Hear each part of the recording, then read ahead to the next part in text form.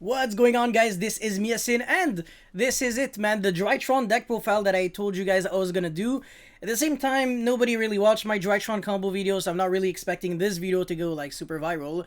But yeah, this is just my understanding of the Drytron deck. I try to make it as, I don't know, like, realistic and competitive as possible. So if there are any flaws that you think you have noticed, or whatever, let me know in the comment section below. And also, another thing that I kind of want to mention is that I didn't watch a Drytron deck profile from YouTube prior to making this. So this is really off of my own perspective of the deck, and what I think makes the most amount of sense. Although there are a few things that people kind of told me, oh, you should actually consider playing this because it's pretty good, like the instant fusion into Millennium Eyes Restrict.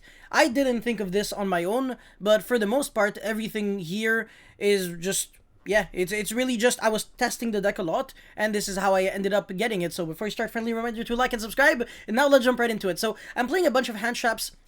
1 Artifact Lancia, 3 Herald of Orange Light, 3 Droll Logbird, and 2 Ash.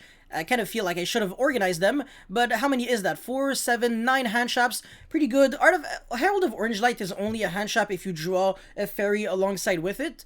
And to be fair, there aren't that many. There's Ava, there's Artifact Lancia and Diviner, that's it. Or you can draw double Herald of Orange Light, that would work, but apart from... Oh, actually, well, there's the Cyber Angels and the Herald of Ultimateness, so it's not that bad, but you can't really just discard like a generic card, like a Drytron monster, that wouldn't work. That's too bad, man, they should have been fairies, would have been broken.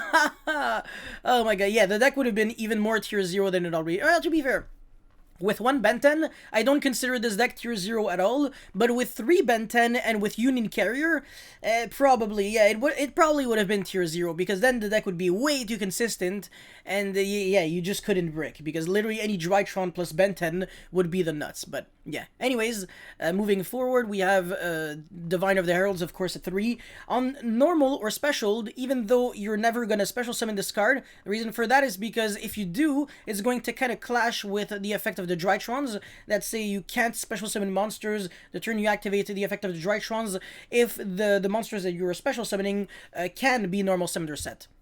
So Diviner of the Heralds, you're going to be able to Foolish from your deck or extra deck, it's one of the two, for a fairy monster, and then it's going to gain the level of whichever monster that you sent. For example, if I send Herald of Arclight, Diviner of the Heralds is going to be level 6, and I'm going to get a search because Herald of Arclight was sent, so I'm going to be able to search for whatever, Ben 10, Eda 10, Herald of Ultimateness, literally everything, and it's going to facilitate my Beatrice, Lady of the Eternal, because all I'm really going to need is one extra level 6, like the Ben 10 or Eda 10, and that's it. That's already a rank 6, we can Saint Ava to search 2 light fairies, which is pretty nasty, and during your opponent's turn you do the same thing, send another Ava, and you're going to search 2 light fairies again, so the deck is pretty nasty. Anyways, 1 Drytron Delta Altace. This is like, I want to say probably one of the worst ones, but you still play one, even though it kind of does conflict with Prosperity. It's decent, but it's not great. Basically, when you summon it, you just reveal a ritual spell or monster from your hand, and you draw 1 card, so it's not that... It's not great, but still. Gamma, I play 2. This is a monster reborn. And then the Zeta searches the ritual spell. We only play 1. Whereas the Alpha, a bit better in theory because it searches you for a ritual monster. And you have just more options. But the Zeta is better in conjunctions with Ben 10 because you already get to search a monster, but Zeta gets you the spell as well. So you can kind of have the full package, which is good. And then obviously 2 Ava, and like I said, the hand shop lineup. Drytron Meteonis Draconids, in case you were wondering, why do people play this? Herald of Ultimateness should be enough, right? Well, the thing is, in case you get a hand shop to death, this is probably one of the best plays that you can do, and you don't really need to search in order to access this card. You can Foolish it with Mu Beta Fafnir, and then ritual summoned by using 2 materials underneath the Mu Beta Fafnir. You still have your Mu Beta, and then you can use the effect of Gamma in your grave by tributing the Mu Beta Fafnir, and then revive back something else, and then you can make another one. So now you have a Draconids, which can send 2 cards your opponent controls to the grave, alongside a fresh Mu Beta Fafnir, which can negate a spell or trap by detaching material, while you control a Drytron ritual monster, I think, or a machine ritual monster.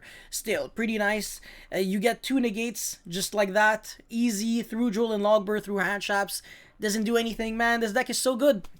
By the way, I've made 2 videos on how to play through hand traps, one for Drytron, one for Tri-Brigade. Tri-Brigade, it's actually going to be like a dedicated series, but I noticed that it didn't get a lot of likes, which is kind of an issue. So if you could actually go watch that video for Tri-Brigade, if you're interested in Tri-Brigade only, if you don't care about the deck, don't watch it. And the Drytron, same thing. I made a combo video, so if you want to go check it out, link will be in the description box below. But yeah, anyways, moving forward, one Herald of Ultimateness can negate infinite times per turn, granted you have the fairy monsters in your hand.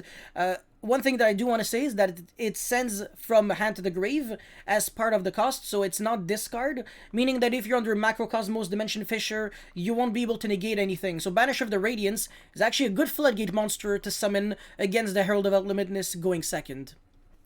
Anyways, one Cyber Angel, Benton, Ida 10, and Natasha. Natasha is not relevant going first, although I think you can gain life points and FTK your opponent in time. And then Ida 10 recycles back ritual spells from her grave, or technically also searches from deck to the hand, but I want to say recycling back from grave to hand is better because you dodge Jewel and you can play around through Jewel and Logbird and around, I guess you can say. And also, you get to keep a resource in the grave, so in the deck, so Zeta in the late game will be able to search instead of just not doing anything. So that's kind of relevant. And then Instant Fusion for the Millenniumizer Strict, it's a level 1, so it can make Mubeta Fafnir, and also it can play around your opponent's Jewel and Logbird. Anyways, one Called by the Grave, just so we can have even more copies to out Jewel and Logbird. So 2 cards that beat the Jewel, 2 Emergency Cyber, 2 Prosperity.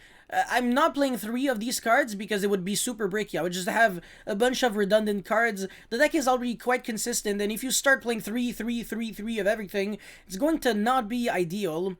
And the Fafnir, the reason why I'm actually playing it, even though I'm playing a bunch of the other Drytron cards, is because this prevents my opponent from negating the ritual spell. So if my opponent has Ghost Bell, for example, or Solemn Judgment or whatever on the Medionis Drytron, it won't do anything because it's kind of like a magical meltdown. I don't know if you have read the card, but yeah, Fafnir is pretty nice. And also, if you already had access to Nova, you can search for the Drytron, Medionis Drytron, and then the other way around as well. So if you drew this, then you can search for the Nova. But most of the time, you're getting the Nova because the card is really that good. And 1 is enough. Terraforming would be too much, would make you lose to Droll, even though the card already loses to Droll inherently since it searches, which kind of is an issue. Anyways, for the extra deck, I don't really have a side deck.